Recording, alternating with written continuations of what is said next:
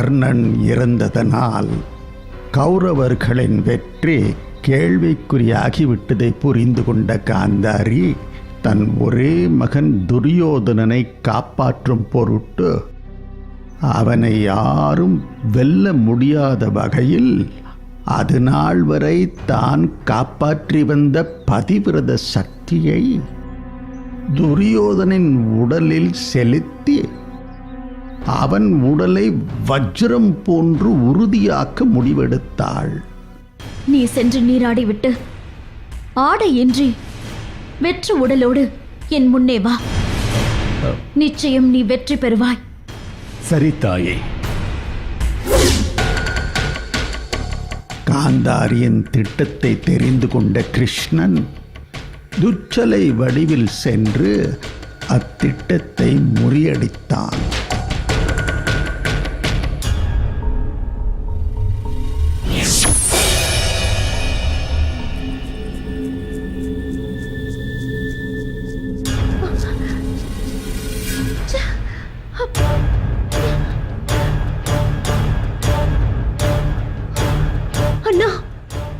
என்ன கோலம் இது? பார்க்க சகிக்கவில்லை. நீ நாட்டின் அரசன், இப்படியா நிர்வாணமாக கூச்சமின்றி நடமாடுவாய்? தாயார்தான் இப்படி தன் முன் வருமாறு பணித்தார்கள். சரி, அம்மா ஏதோ யோசனையில் அவ்வாறு கூறியிருப்பார். ஒரு தாயின் முன் வளர்ந்த பிள்ளை நீ இப்படி வெற்று உடலோடு நிற்கலாமா? ஒரு இலையையாவது அணிந்து செல்.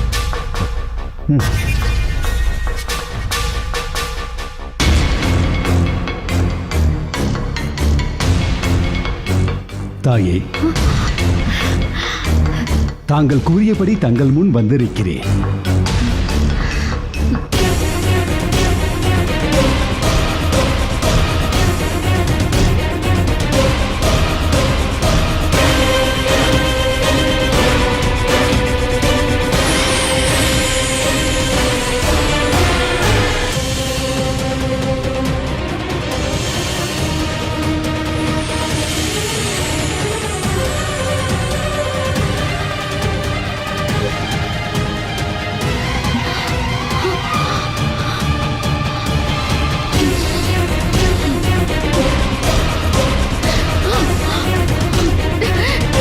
ஐயோ, ஏன் இடையில் இந்த இலையை தரித்து வந்தாய்?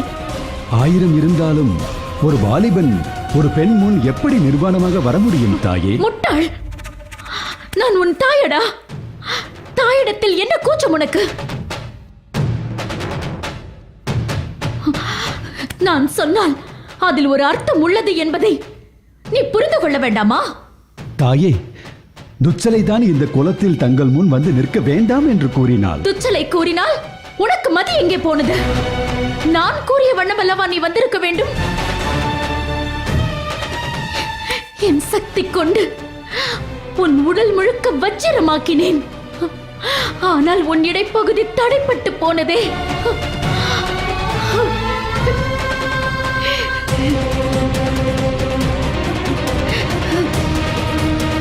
அம்மா, நாங்கள் பயணத்திற்கு ஆயத்தமாகிவிட்டோம். துச்சலை, ஏன் இப்படி செய்தாய்? தாயின் முன்பு இந்த குலத்தில் வந்து நிற்க வேண்டாம் என்று கூறினாயே. இப்போது இது அனர்த்தத்தில் முடிந்தது.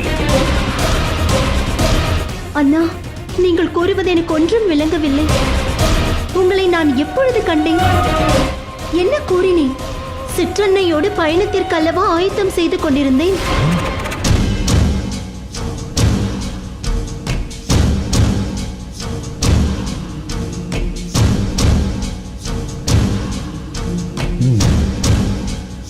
தாயே, இது அந்த கிருஷ்ணனின் சூழ்ச்சி.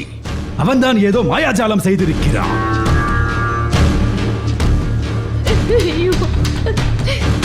தாயே, கவலை வேண்டாம். துவந்த யுத்தத்தில் இடைக்கு கீழே அடிக்க கூடாது என்று விதி இருக்கிறது. ஆகவே இந்த யுத்தத்தில் நானே வெற்றி பெறுவேன். என்னை ஆரத்தி எடுத்து வாழ்த்த ஆயத்தமாகுங்கள்.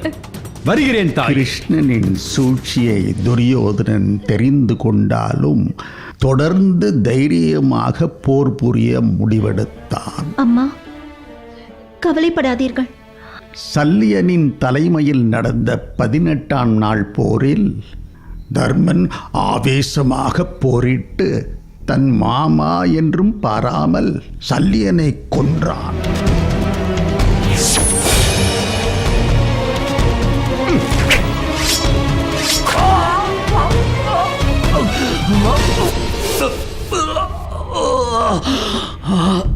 சகாதேவன் சகுனி மகன் உலுகனையும் பிறகு சகுனியையும் கொன்றான்.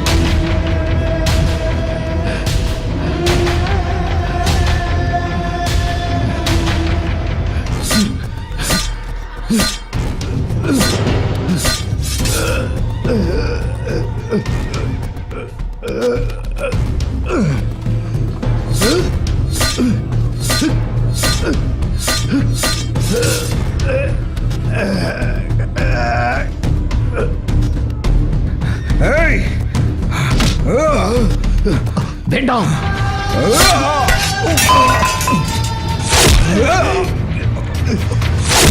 தந்தையே!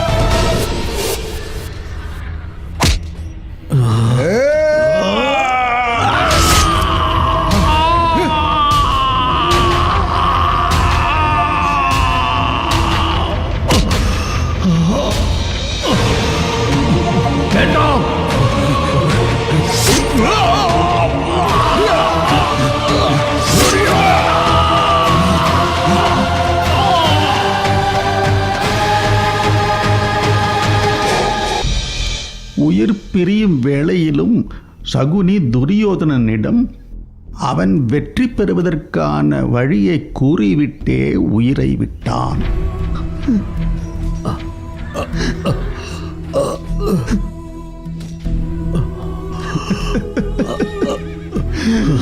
மாமா, மாமா, நான் என் பெற்றோருடன் கழித்த நாட்களை விட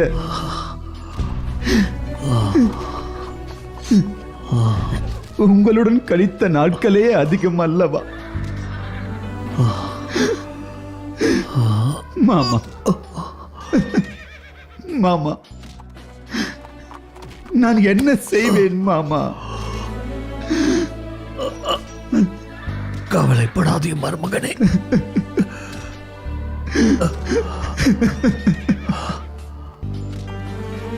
மனம் தளராதே மருமகனே.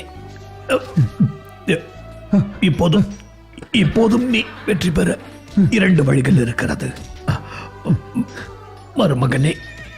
துர்வாச முனிவர் உனக்கு அருளிய சஞ்சீவினி மந்திரத்தை பிரயோகித்து கௌரவ சேனையை உயிர்ப்பித்து யுத்தம் செய்வது. உடனே செல். சூரியன் மறைவதற்குள் சஞ்சீவினி மந்திரத்தை உச்சரிக்கும் ஜல யாகத்தை நடத்தி முடி. வெற்றி உனக்கே மருமகனே. உடனே செல். மாமா, உடனே. மாமா,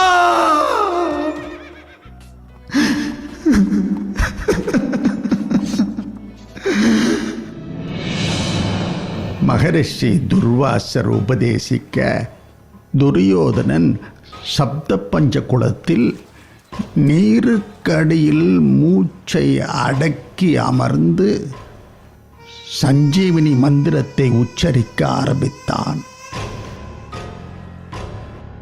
ஒரு வேடன் மூலம் துரியோதனன் இருக்கும் இடத்தை அறிந்தனர்.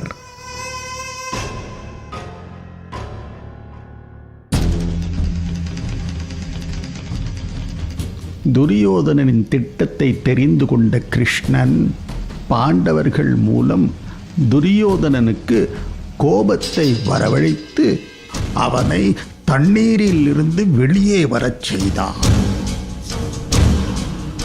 பாண்டவர்களே, இதோ நீருக்குள் அமர்ந்து யோக நிலையில் சஞ்சீவினி மந்திரத்தை உச்சாடனம் செய்து கொண்டிருக்கிறான் துரியோதனன். அவனை ஆவேசம் கொள்ளும்படி உடனே நிந்தியுங்கள். அடே துரியோதனா, நீ பேடி என்பது இன்றைக்கு உறுதியாகிவிட்டது. அதனால் தான் நீ நீருக்குள் சென்று ஒளிந்து கொண்டாய். துரியோதனா, எங்கள் பாதங்களில் விழுந்து மண்டியிடு. உன்னை அடிமையாக ஏற்றுக்கொள்கிறோம். வெட்கம் கெட்டவரே, நீ மாவீரன் என்பது உண்மை என்றால் வெளியே வா. துரியோதனா, நீ வெளியே வா. எங்களிடம் மன்னிப்பு கேட்டு திரௌபதிக்கு சேவகம் செய். உன்னை மன்னித்து அத்தினாபுரத்தை உனக்கு பிச்சையாக தருகிறேன். கோழையே, வா வெளியே. தர்மா!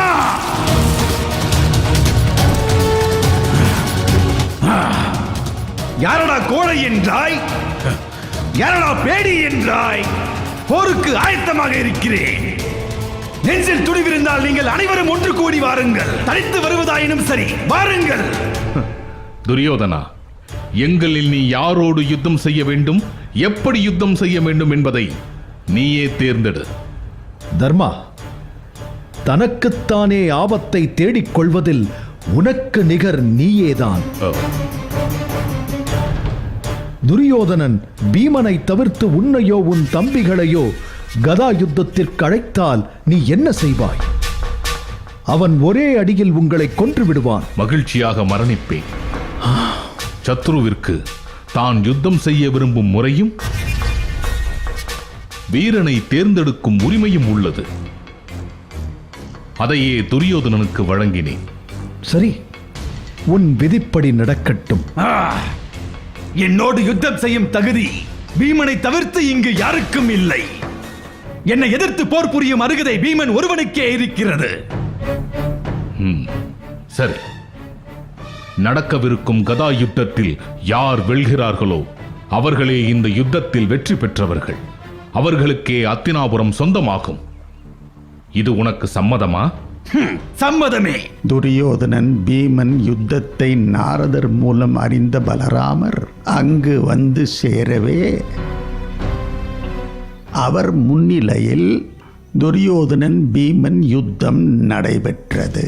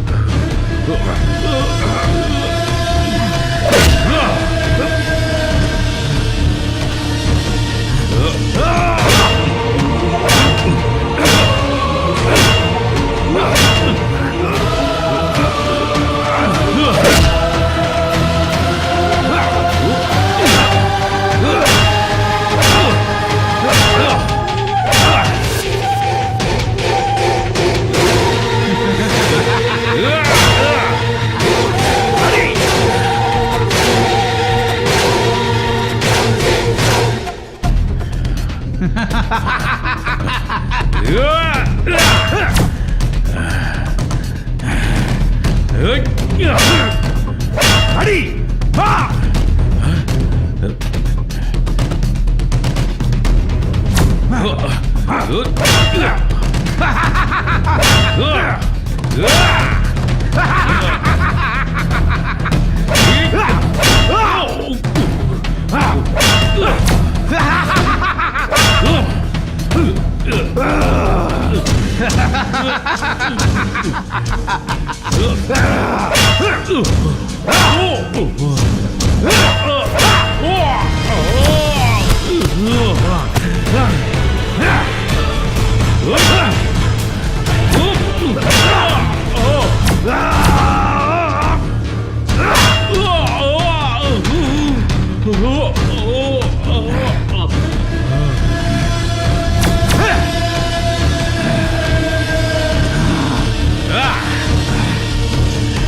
கிருஷ்ணா, என்ன இது? பீமண்ணாவுக்கும் துரியோதனனுக்கும் நடக்கும் இந்த கதா யுத்தம் இந்த யுகத்தில் முடியாது போல இருக்கிறதே. சந்தேகத்திற்கிடமில்லாமல். ஏனென்றால் பீமன் பலத்தில் நிகரற்றவன். ஆனால் துரியோதனன் இந்த பீமனை காட்டிலும் சமர்த்தன். முயற்சியை கைவிடாத பயிற்சி உடையவன். கதாயுத்த தர்மப்படி இந்த யுத்தம் நடந்தால் இந்த யுத்தத்திற்கு முடிவே ஏற்படாது. பீமனால் துரியோதனனை வெல்லவும் முடியாது.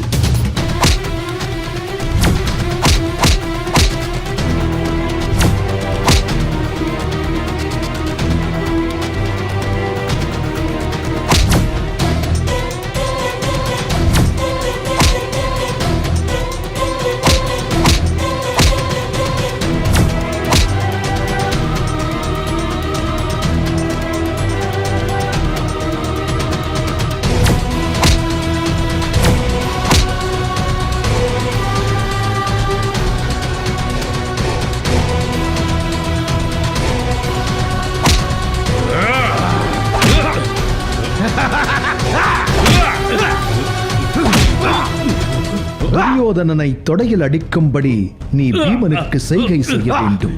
அது என்னால் முடியாது கிருஷ்ணா. ஒருபோதும் அந்த பாதகத்தை நான் செய்ய துணிய மாட்டேன். தர்மத்தை நிலைநாட்ட வேண்டியது என்னுடைய கடமை. ஆகவே நானே அந்த அதர்மத்தை மேற்கொள்கிறேன்.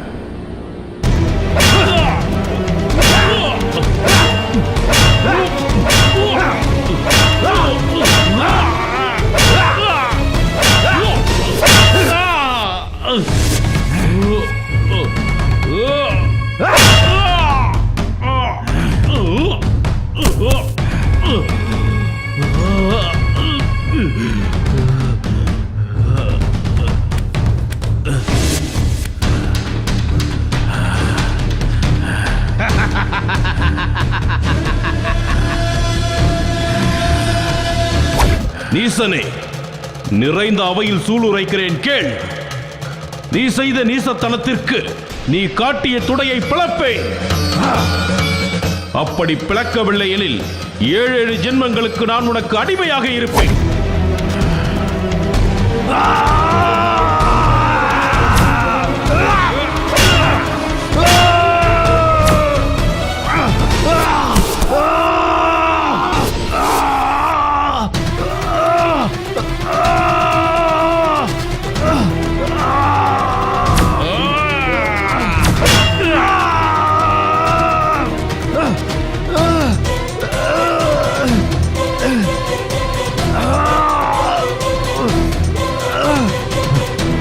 அடே அதர்மி விருகோதரா, கதாயுத தர்மத்தை மீறி என் தொடையில் அடித்த கோழையே! கொடியவனே, துர்புத்தி உள்ள நீசனே, அன்று அவையிலே ஒற்றை ஆடை தரித்து நின்ற எமது பத்தினியான திரௌபதியை தாசி தாசி என்று அழைத்தாயே, அந்த பலனை இன்று இப்போது அடைந்து கொள். அன்று நான் அவையில் சூளுரைத்தது போல் என் இடது காலால் உன் சிரசை நசுக்குகிறேன்.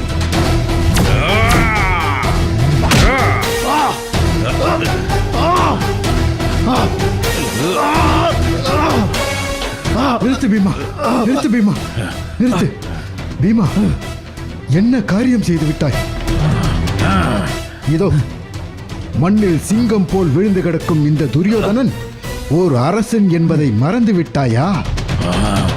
அவனது சிரசை உன் இடது கால் கொண்டு நசுக்குவது அரக்கத்தனமானது.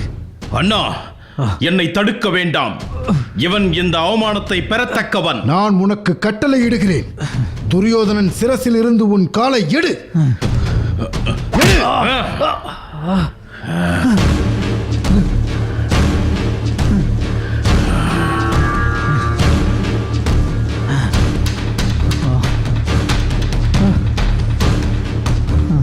துஷ்டனே பீமா, நீ மூடன் என்பது சத்தியம். குருவாகிய என் முன்பே நீ அதர்மம் புரிந்தாய். கதாயுதத்தில் இடைக்கு கீழே அடிப்பது அதர்மம் என்றோ? கிருஷ்ணா, இப்படி ஒரு அதர்மம் புரிந்து துரியோதனை வீழ்த்திய இந்த விருகோதரனை இதே இடத்தில் நான் கொல்லப் போகிறேன்.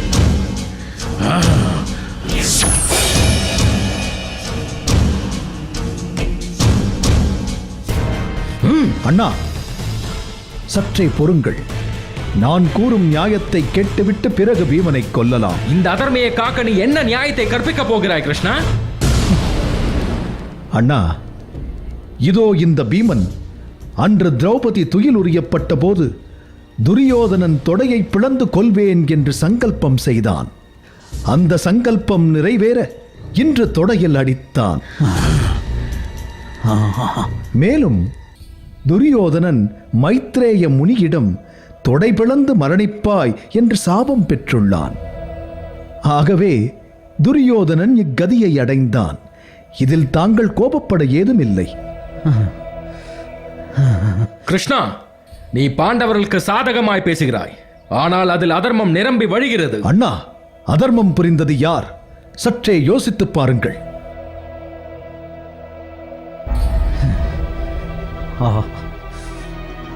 கிருஷ்ணா, நீ பாண்டவர்களை காக்க துடிக்கின்றாய். என்னை பொறுத்தவரை கௌரவர்களும் பாண்டவர்களும் குற்றம் இழைத்தவர்களை துரியோதனன் சூதாட அழைத்தான். ஆடியது தர்மன் அல்லவா? அது குற்றம் இல்லையா? அங்கே தொடங்கியது அதர்மம். தர்மன் என்ன குழந்தையா? தன் பத்தினியை பணயம் வைத்தால் அவளது மானத்திற்கு பங்கம் நேரும் என்பதை அறியாதவன் அவன். கிருஷ்ணா, இப்பொழுது என் தர்மத்தை உரைக்கிறேன் கேள். பீமா, தர்மாத்மானான துரியோதனை அதர்மத்தினால் வீழ்த்தினாய். நீ கபட யுத்தம் செய்து நீ துரியோதனை வென்றாய். உலகமுள்ள மட்டும் இந்த அபகீர்த்தி உன்னை பற்றும்.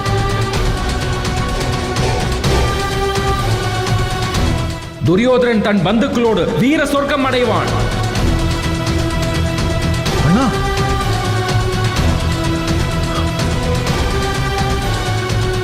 பாண்டவர்களே, அண்ணன் பலராமர் கௌரவர்கள் மீது, குறிப்பாக துரியோதனன் மீது அளவற்ற பிரீத்தி உடையவர்.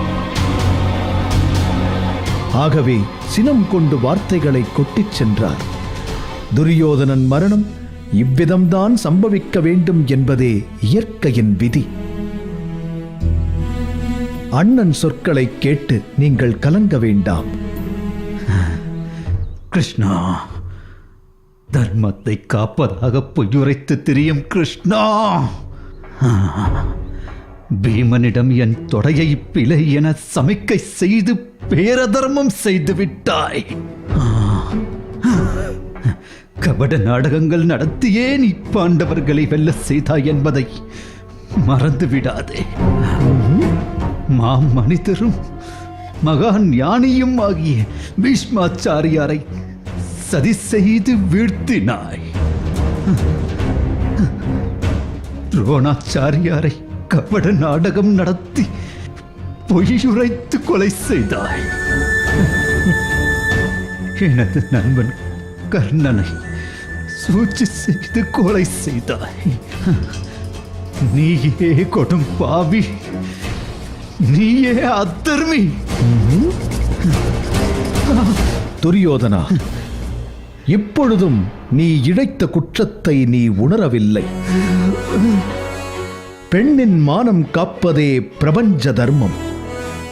நீ கூறியது போல் நான் பல அதர்மங்கள் புரிந்து ஒரு பெண்ணுக்கான தர்மத்தை காத்து நின்றேன். கிருஷ்ணா, இந்த துஷ்டனுக்கு நீ விளக்கம் கொடுக்க வேண்டிய அவசியம் இல்லை. வாருங்கள் செல்லலாம். அடே விருகோதரா, வேதனையில் துடிக்கிறேன். என்னை கொன்றுவிடு. இப்போதே கொன்றுவிடு.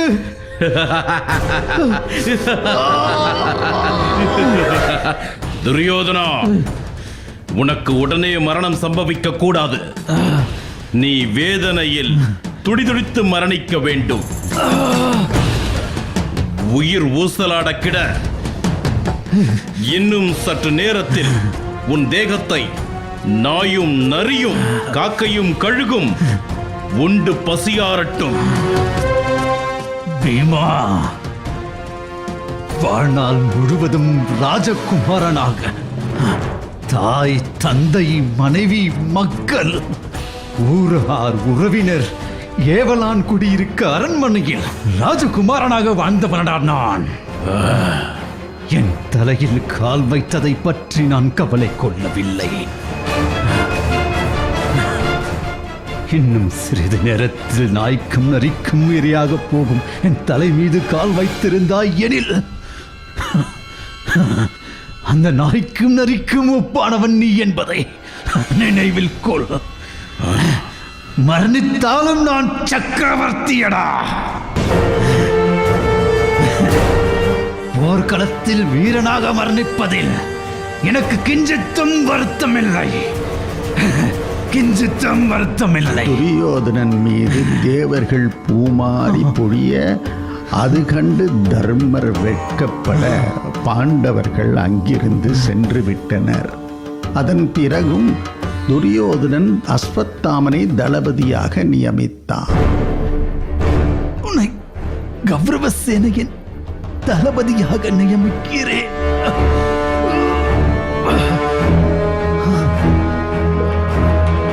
பாண்டவர்கள் மாண்டார்கள் என்ற வெற்றி செய்தியோடு வருகிறேன்.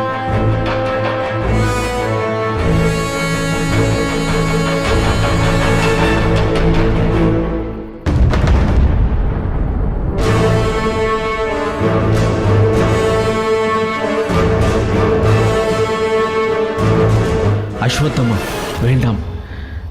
இது மகாபாதகம். உறங்கிக் கொண்டிருப்பவளை கொல்வது மகாபாவம். பாவத்திற்கு அஞ்சுபவர்கள் யாரும் என்னோடு வர வேண்டாம். அஸ்வத்தாமன் கிருபர் மற்றும் கிருதுவர்மரின் எதிர்ப்பையும் மீறி தூங்கிக் கொண்டிருந்த உப பாண்டவர்களையும் சிக்கண்டி திருஷ்டத்யும்னையும் கொன்று குவித்தான்.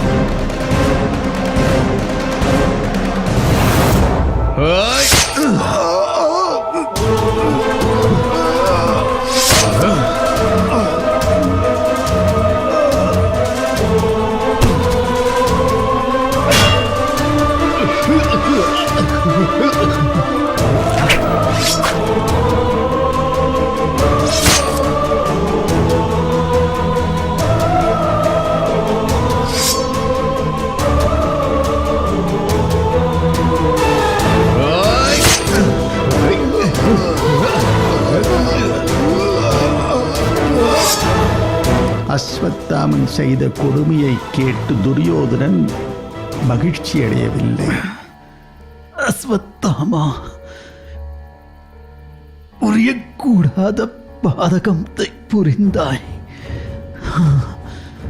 பெரும் தவறிழைத்தாய். இதனால் உன்னை பாதகத்தை தோஷம் பற்றிக் கொள்ளும். அஸ்வத்தாமனுக்கு தோஷ நிவர்த்தி செய்யும்படி கூறிவிட்டு தன் உயிரை துறந்தான். தந்தையே, நண்பா!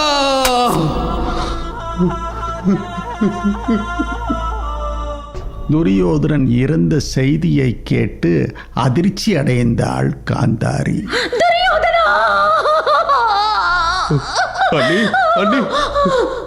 தன் 100 பிள்ளைகளின் மரணத்திற்கு காரணம் கிருஷ்ணனே என்பதை புரிந்து கொண்டாள். பெற்ற வயிறு பற்றி எரிகிறது. உனக்கு நான் சாபமிடுகிறேன். நான் பதிவிரதை என்பது சத்தியமானால் நான் என் கணவனை தவிர வேறு ஒரு ஆண் மகனை மனதாலும் எண்ணியதில்லை என்பது சத்தியமானால் கிருஷ்ணா, நான் உனக்கு இப்பொழுதிடும் சாபம் பலிக்கும். எப்படி 18 நாள் குருக்ஷேத்திர போரில் கௌரவ வம்சம் அழிந்ததோ அதே போல் இன்னும் 36 வருடங்களில் உன் யாதவ குலம் அழிந்து போகும். தன் பிள்ளைகள் மரணம் அடைந்ததை அறிந்த திரௌபதியும் பாண்டவர்களும் ஆவேசமடைந்தனர்.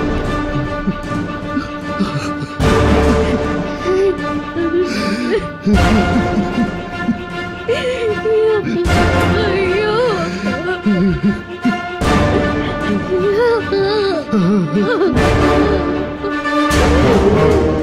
ஐயோ! செல்வமே சென்றோமா? அந்த அஸ்வத்தாமனுக்கு பெருமை சேர்க்கும் அவன் நெற்றியில் இருக்கும் சூடாமணியை கொண்டு வாருங்கள்.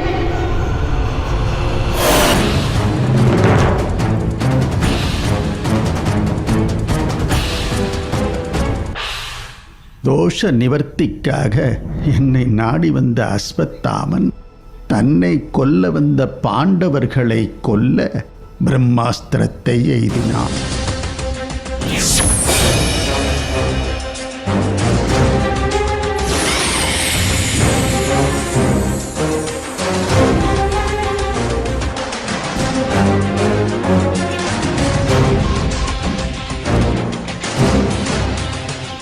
வேறு வழியில்லாமல் அர்ஜுனனும் பிரம்மாஸ்திரத்தை எய்தினான்.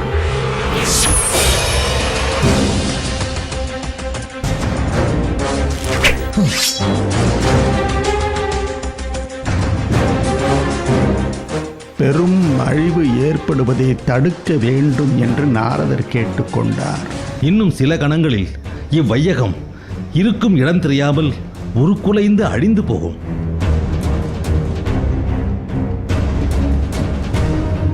அர்ஜுனா, அஸ்வத்தாமா, நீங்கள் எய்த பிரம்மாஸ்திரத்தை திரும்ப பெறுங்கள். நாரத பெருமானே, நான் எய்திய அஸ்திரத்தை நான் திரும்ப பெற்றுக் கொள்கிறேன்.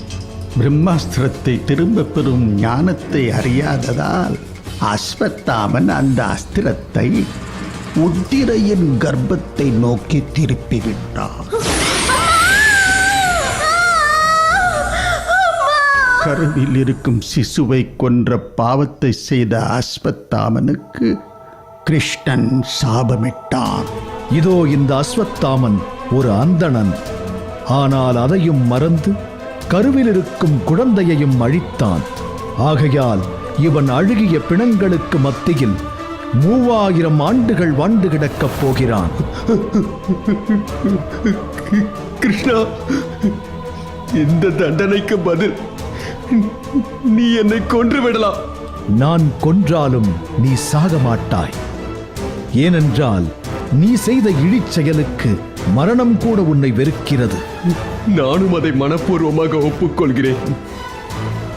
என் தோல்வியின் அடையாளமாக இதோ இந்த சூடாமணியை நான் மண்டியிட்டு தங்களுக்கு தாரை வார்க்கிறேன்.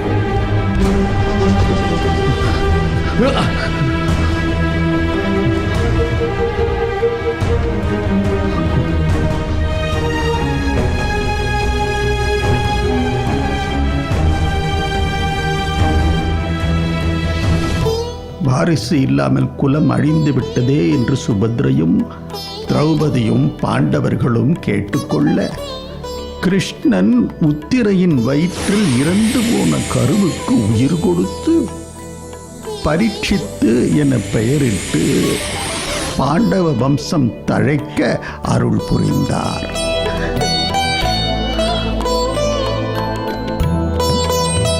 பாண்டவர்கள் அத்தினாபுரம் சென்றனர். தர்மன் அத்தினாபுர சக்கரவர்த்தியாக பட்டாபிஷேகம் செய்யப்பட்டான்.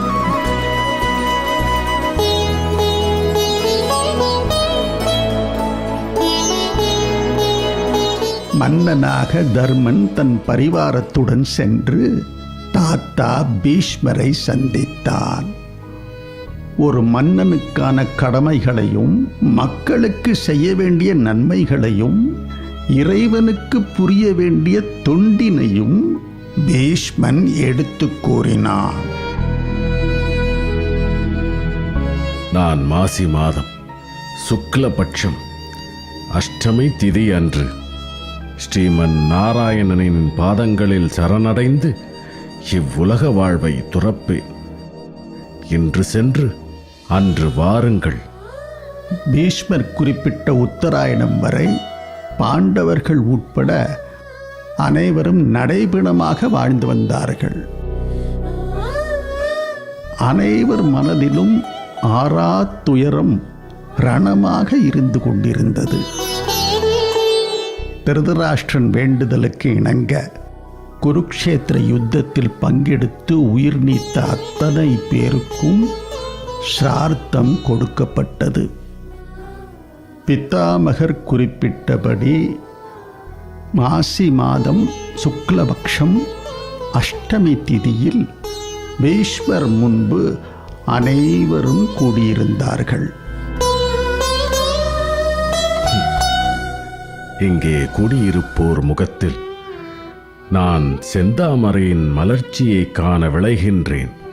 ஆனால் கிருஷ்ணரையும் வியாசர் பெருமானையும் தவிர ஏனையோர் கண்ணீரை உதிர்த்துக் கொண்டிருக்கிறீர்கள். அது மீண்டும் எம்மை இம்மையில் தள்ளிவிடும். கங்கையின் மைந்தன் உரைத்தது சத்தியமான வார்த்தைகள். பிறவிப் பெருங்கடலில் நீந்தியவன் உங்களின் கண்ணீர் கடல் மீண்டும் வாழ்வென்னும் சுழலுக்குள் தள்ளிவிடும். தேவரான தேவவிரதர் சாபம் பெற்று மண்ணிலே உதித்தார். அவர் மீண்டும் தேவராகும் காலம் வந்துவிட்டது. அவருக்கு விடை கொடுக்க நீங்கள் அனைவரும் ஆயத்தமாகுங்கள். கிருஷ்ணா, எத்தனையோ மரணங்களை கண்டுவிட்டேன். ஏன், எங்கள் அருமை புத்திரர்களையும் இழந்து விட்டோம். ஆனால் தாத்தாவை பிரிய எங்கள் மனம் சம்மதிக்கவில்லையே. தர்மா, வாழ்வும் மரணமும் மாயை. உனக்கு காலம் அதை உணர்த்தும். தர்மத்தின் ஆட்சியை நீ அத்தினாபுரத்தில் நிறுவிவிட்டாய். என் கடமை முடிந்தது. நான் கடைத்தேறும் காலம் வந்துவிட்டது. எனக்கு அகமகிழ்வோடு விடைதாருங்கள். கிருஷ்ணா, உன்னை மனமாரத் தொழுகின்றேன். தர்மத்தை நிலைநாட்ட நீ நடத்திய யுத்தம் வெற்றியடைந்தது. அத்தினாபுரத்தை மட்டுமல்ல, இந்த உலகத்தை காத்த உனக்கு என் பணிவான வணக்கங்கள், நன்றிகள். நான் புறப்படுகின்றேன். எனக்கு அனுமதி கொடுங்கள்.